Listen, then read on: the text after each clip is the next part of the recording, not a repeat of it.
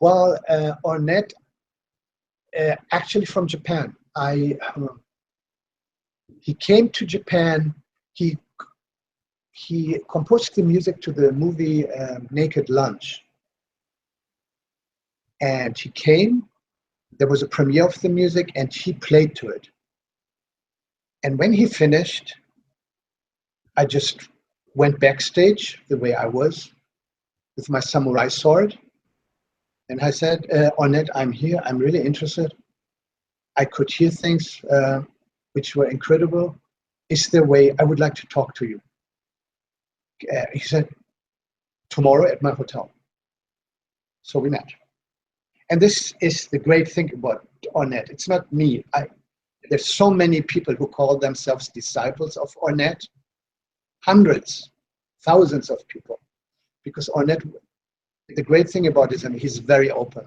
He's not like other musicians who x-ray you first or do research before they start to talk to you. He was, from the beginning, very open. At that time, I wasn't into music that strongly. So it was like under 100%, right? Maybe 10 or so. But I could talk with him, and he was interested in Japan, and so he was interested in martial arts. So we had really nice conversations during the stay, and then he gave me his private number. When you come to New York, I want to see you.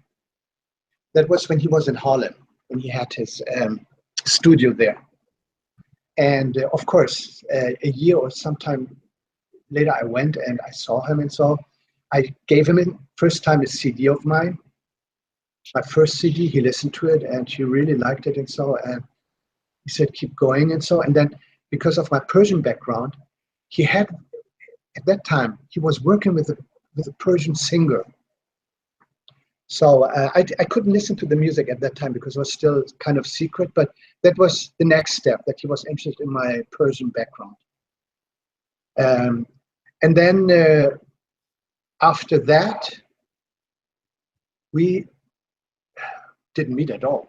And then I came to New York, and the number I had was, of course, out of, not on use, because he moved now to Midtown. He had a loft and so.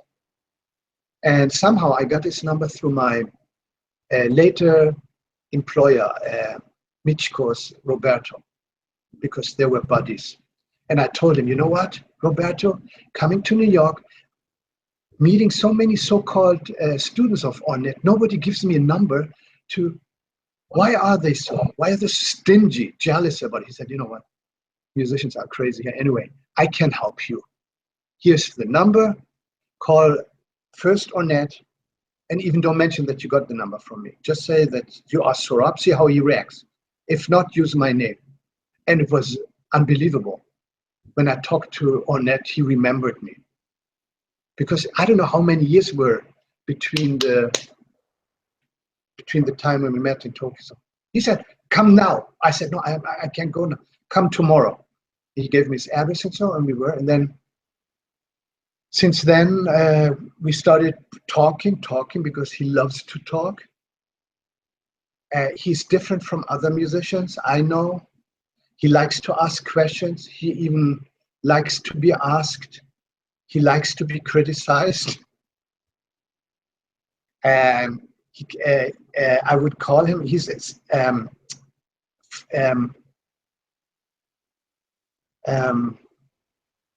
didn't give any shit about anything. That's the reason why he was so open. When you came, he said, go to my fridge and get a soda. I said, no. I would like to ask you first for permission, because why do you ask? I said, because I'm different from you. Even when we are buddies, friends, we have respect for each other. I don't go to your refrigerator.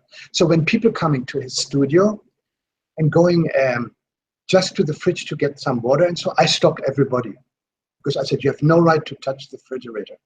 And Ornette in the big one was laughing all the time, but he appreciated it, you know. So he was not a guy to tell people what to do, what he wants them to do when it comes to social communication. But he was tough as a leader.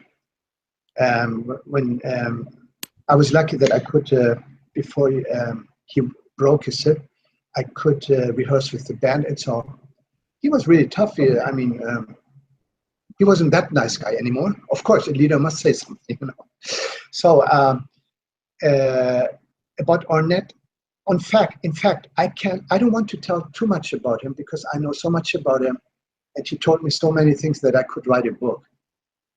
But something I can say is the way I look at Ornette is absolutely different from all the people who call themselves disciples or students, who wrote books about him, who interviewed him, because everything that I've read about Ornette is not the Ornette I know.